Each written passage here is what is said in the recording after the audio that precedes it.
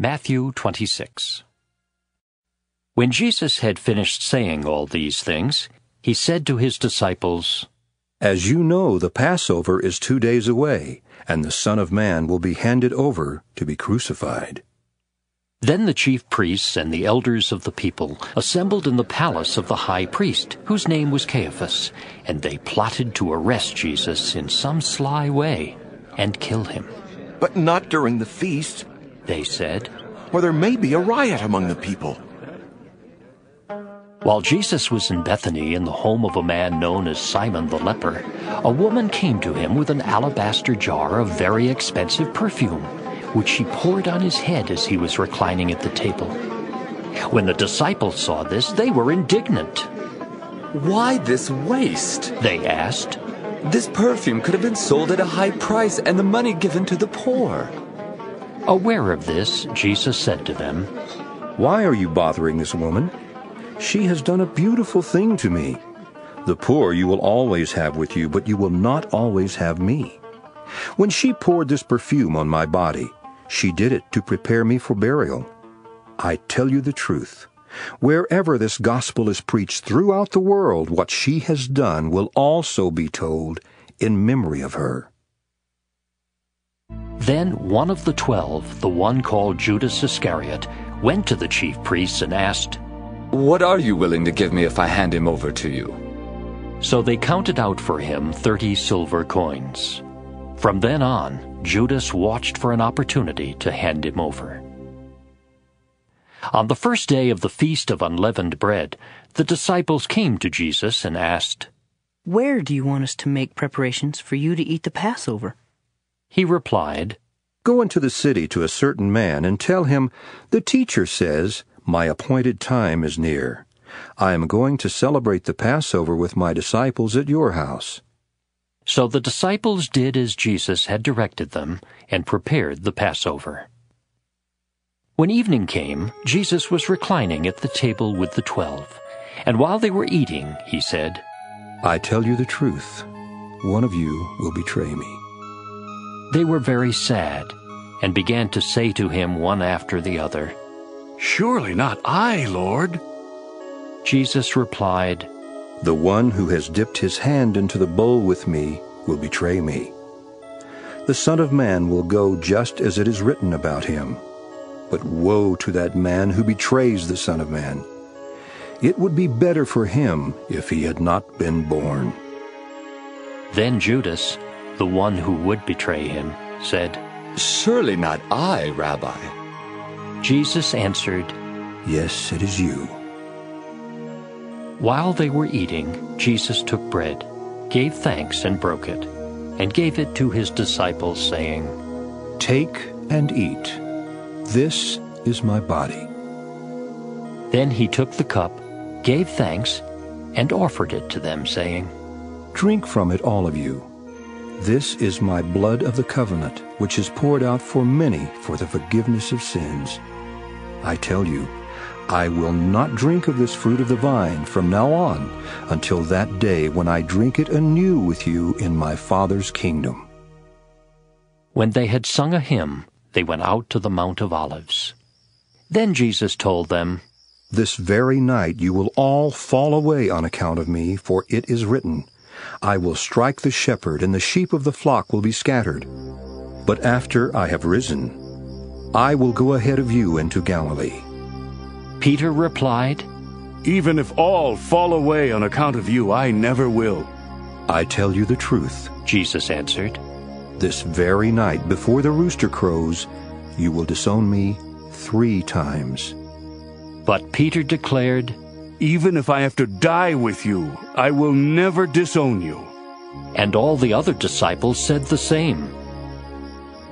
Then Jesus went with his disciples to a place called Gethsemane, and he said to them, Sit here while I go over there and pray.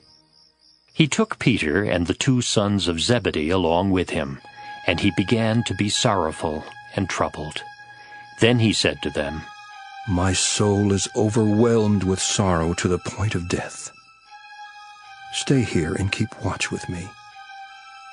Going a little farther, he fell with his face to the ground and prayed, My Father, if it is possible, may this cup be taken from me. Yet not as I will, but as you will. Then he returned to his disciples and found them sleeping. Could you men not keep watch with me for 1 hour? He asked Peter. Watch and pray so that you will not fall into temptation. The spirit is willing, but the body is weak. He went away a second time and prayed. My Father, if it is not possible for this cup to be taken away unless I drink it, may your will be done. When he came back, he again found them sleeping, because their eyes were heavy. So he left them and went away once more and prayed the third time, saying the same thing. Then he returned to the disciples and said to them, Are you still sleeping and resting? Look, the hour is near, and the Son of Man is betrayed into the hands of sinners. Rise, let us go. Here comes my betrayer. While he was still speaking, Judas, one of the 12, arrived. With him was a large crowd armed with swords and clubs, sent from the chief priests and the elders of the people. Now the betrayer had arranged a signal with them. The one I kiss is the man. Arrest him.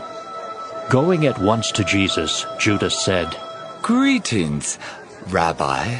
and kissed him. Jesus replied, Friend, do what you came for. Then the men stepped forward, seized Jesus, and arrested him. With that, one of Jesus' companions reached for his sword, drew it out, and struck the servant of the high priest, cutting off his ear. Put your sword back in its place. Jesus said to him, For all who draw the sword will die by the sword. Do you think I cannot call on my Father, and he will at once put at my disposal more than 12 legions of angels? But how then would the scriptures be fulfilled that say it must happen in this way? At that time Jesus said to the crowd, Am I leading a rebellion that you have come out with swords and clubs to capture me? Every day I sat in the temple courts teaching, and you did not arrest me. But this has all taken place, that the writings of the prophets might be fulfilled. Then all the disciples deserted him and fled. Those who had arrested Jesus took him to Caiaphas, the high priest, where the teachers of the law and the elders had assembled. But Peter followed him at a distance, right up to the courtyard of the high priest. He entered and sat down with the guards to see the outcome. The chief priests and the whole Sanhedrin were looking for false evidence against Jesus so that they could put him to death. But they did not find any, though many false witnesses came forward. Finally, 2 came forward and declared, "This fellow said, 'I am able to destroy the temple of God and rebuild it in 3 days.'"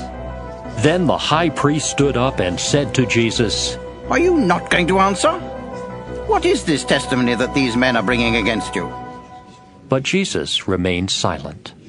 The high priest said to him, I charge you under oath by the living God. Tell us if you are the Christ, the Son of God. Yes, it is as you say. Jesus replied.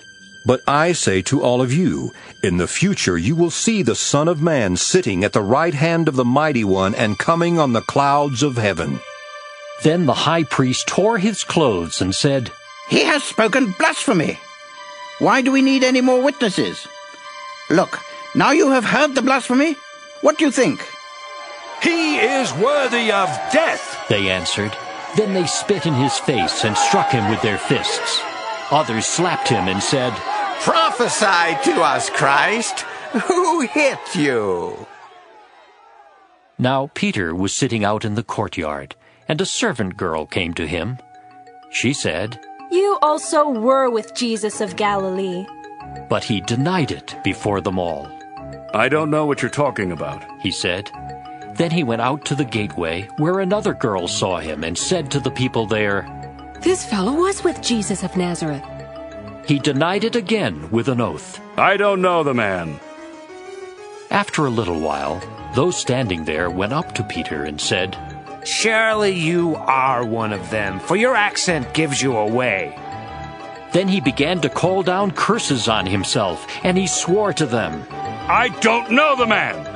Immediately a rooster crowed. Then Peter remembered the word Jesus had spoken. Before the rooster crows, you will disown me 3 times. And he went outside and wept bitterly.